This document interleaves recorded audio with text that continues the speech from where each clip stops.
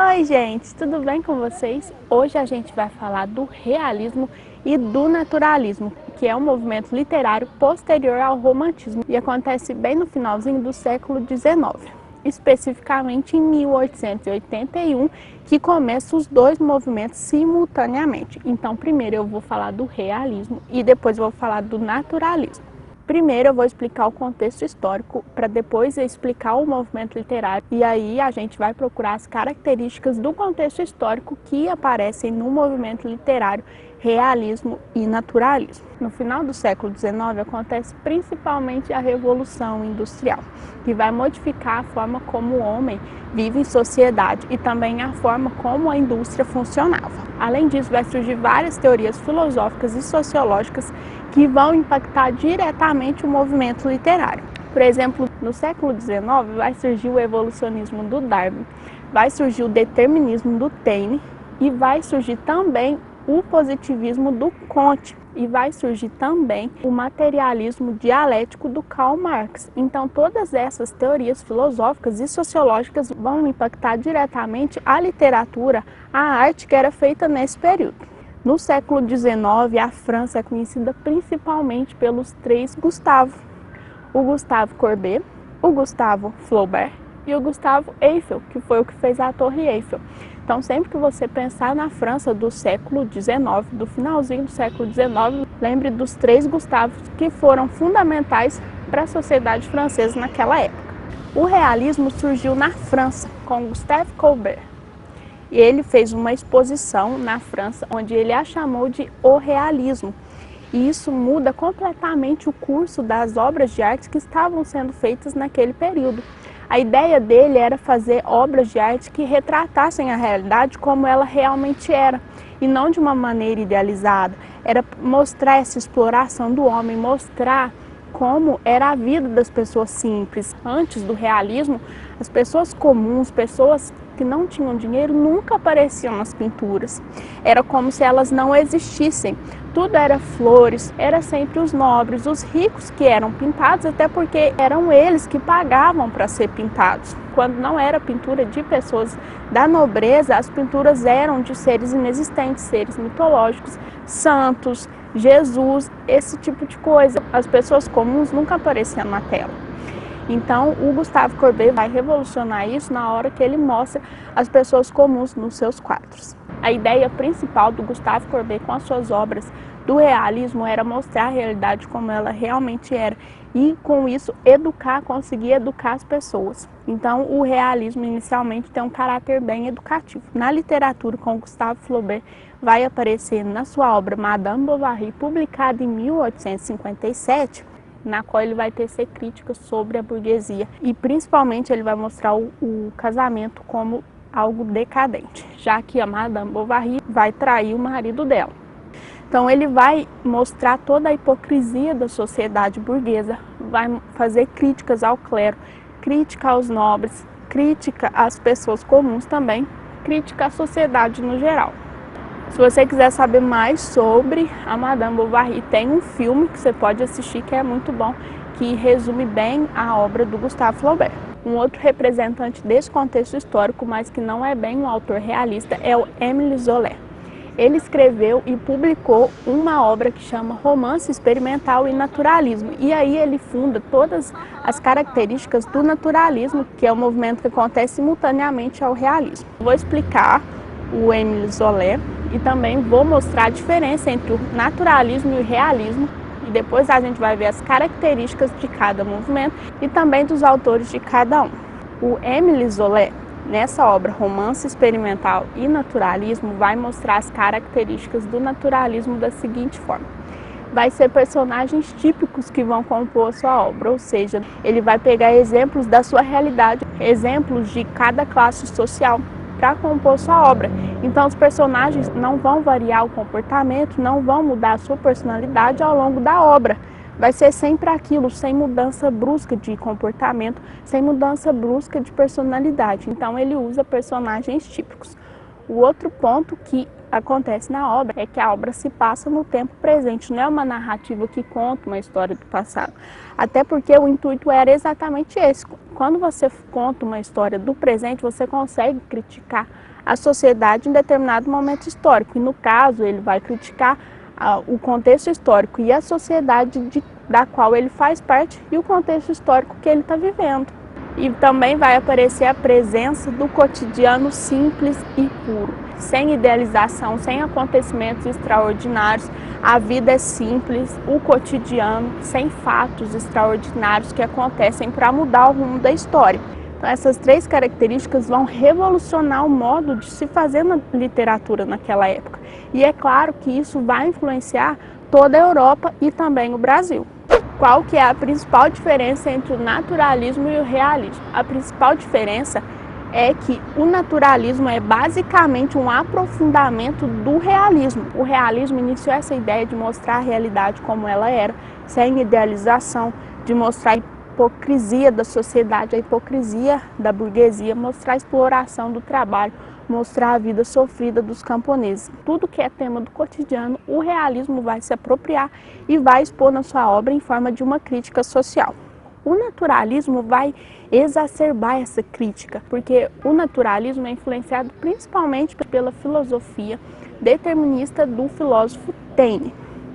E por isso acredita que o homem é fruto do seu meio, ou seja, a gente não é um ser individual, as nossas ações e quem nós somos são determinados pelo nosso meio social. Então, os temas explorados pelos escritores naturalistas vão ser o adultério, a criminalidade, as relações sexuais, tudo que é sexual, que beira a animalidade, tudo que nos aproxima dos animais, vai ser explorado ao máximo pelo naturalismo. Afinal, nessa mesma linha de pensamento naturalista, é claro que mais exagerado, se nós somos frutos do nosso meio, se tudo que nós somos é com base no meio social em que vivemos, então nós agimos enquanto seres humanos cultos porque nós vivemos entre seres humanos cultos. E é nessa perspectiva que surge figuras como o Tarzan, que mostra essa ausência do meio externo, essa ausência de um meio social e um convívio com seres da natureza transformarem radicalmente a sua personalidade e transformarem quem você é. Então, o naturalismo vai explorar bastante essa perspectiva de determinismo.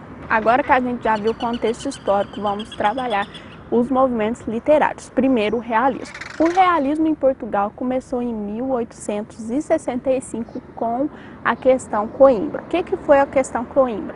Foi uma disputa que ocorreu por meio dos jornais entre os românticos, aqueles que eram adeptos do romantismo, que é o movimento anterior, e os realistas, que já estavam na nova tendência que surgiu na França. E aí, por meio de uma disputa no jornal, foi travada uma guerra entre os realistas e entre os românticos, mas no fim o realismo venceu e foi possível então que o realismo surgisse efetivamente em Portugal. Um dos debatedores, um daqueles que discutia no jornal é o Antero de Quental, que também vai ser estudado no realismo. O realismo em Portugal vai acabar em 1900 com a morte do seu principal representante, o Eça de Queiroz, que inclusive trocou algumas farpas com o Machado de Assis, mas daqui a pouco eu já vou falar disso. As características do realismo em Portugal são 4. 1. Crítica ao conservadorismo da Igreja. Os realistas acreditavam que a Igreja era responsável para a sociedade portuguesa continuar olhando para trás. Ela impedia um progresso da sociedade. A outra característica era a crítica ao conservadorismo da própria sociedade portuguesa, que impedia que os problemas sociais fossem debatidos. A nossa terceira característica é que os realistas acreditavam que por meio da sua escrita eles conseguiriam educar a sociedade e promover uma democracia mais eficiente. E a quarta e última característica é uma visão realista da sociedade, como eu já havia falado no começo do vídeo. Essa necessidade de mostrar o cotidiano, essa necessidade de mostrar a realidade como ela é e não de maneira idealizada. Agora eu vou falar os principais representantes do realismo em Portugal.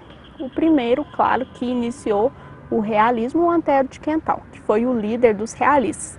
e o principal representante, que é o Eça de Queiroz. E entre as suas obras, as mais conhecidas e as principais são O Primo Basílio e O Crime do Padre Amaro, que eu já vou fazer um resuminho delas.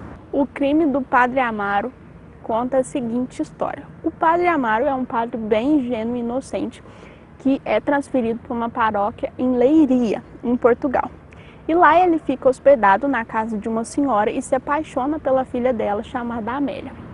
E aí ele se apaixona pela filha dela, Amélia, e eles têm uma relação.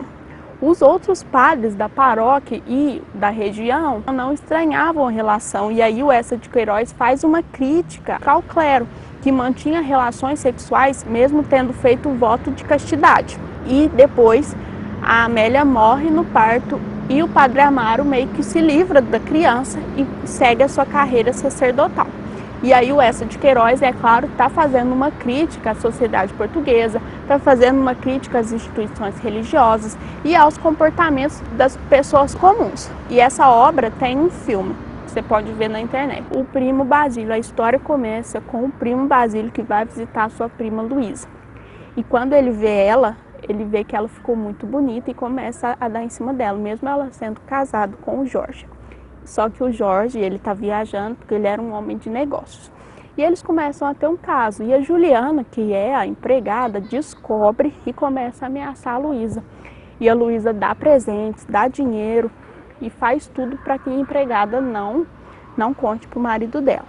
O marido dela volta, o Primo Basílio vai embora e eles continuam se correspondendo, a Luísa e o Primo Basílio. E aí um dia o Jorge pega uma carta escrita pelo Basílio, endereçada a Luísa, falando sobre os momentos bons que eles viveram. E assim acaba a história. Depois que o Eça de Queiroz publicou a obra O Primo Basílio, o Machado de Assis fez um artigo falando que a relação entre os primos era um incidente erótico, vulgar e sem relevância nenhuma. E aí começa a briga entre o Machado de Assis e o Eça de Queiroz. Então esse foi o realismo em Portugal, agora a gente vai falar do realismo no Brasil e também do naturalismo. O contexto histórico do realismo no Brasil é principalmente o reinado do Pedro II, que está perdendo força, o abolicionismo, que vai acontecer em 1888. Além disso, nessa época que surge o realismo, está acontecendo principalmente os movimentos contra a monarquia e a instituição da República, que, claro, vai culminar na proclamação da República em 1889.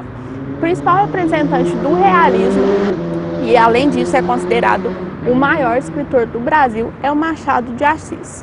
Machado de Assis nasceu no Morro do Livramento, no Rio de Janeiro, e ele era negro e pobre, mas ele conseguiu se aproximar de alguns intelectuais e conseguiu um trabalho no jornal. A obra do Machado de Assis é dividida principalmente em duas fases. A primeira fase romântica, onde ele vai escrever alguns contos românticos, Helena, A Mão e a Luva, e a segunda fase, que é o realismo, que é a mais importante no caso dessa aula de hoje. A segunda fase do Machado de Assis acontece em 1881, quando ele publica sua obra Memórias Póstumas de Brás Cubas. E aí se inicia o realismo no Brasil. Nessa obra ele vai mostrar uma densidade psicológica dos personagens e ele vai fazer uma retrospectiva da sua vida, como funciona a história. O Brás Cubas é o personagem e ele morre. E aí ele vai contar, ele vai escrever uma obra da sua vida enquanto vivo. Por isso que a frase que abre o livro é: eu não sou um autor defunto, ou seja, um autor que morreu, mas um defunto autor, ou seja, alguém que morreu e virou autor. Então, por ele estar morto, ele consegue demonstrar a própria hipocrisia. A obra é tão fantástica que é considerada uma das melhores obras da literatura brasileira. Além disso, a obra não tem uma linearidade, não tem início, meio e fim, que é característico do romantismo. Existem transgressões, a obra vai e volta no tempo. Não existe uma sequência linear, por isso que também é uma obra muito difícil de ser lida.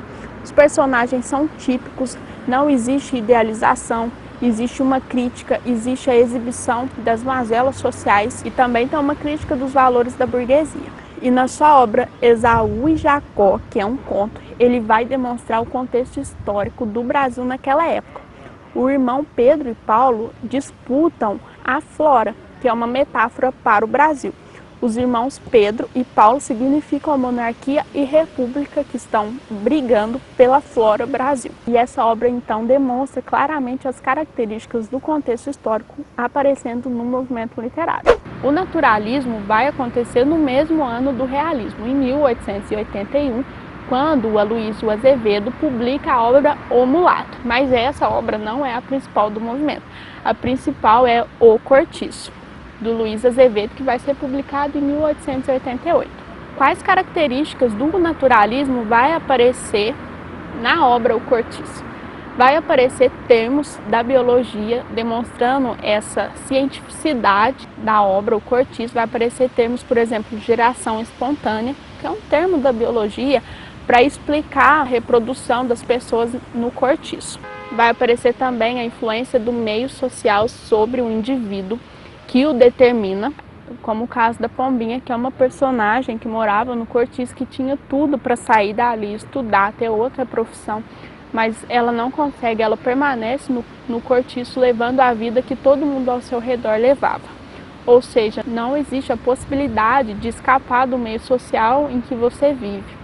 E aí demonstra até uma visão bem pessimista da sociedade. Além disso, os homens e mulheres são tão marginalizados, explorados e sem cultura que retornam a um estado de animalidade, a um estado de selvageria.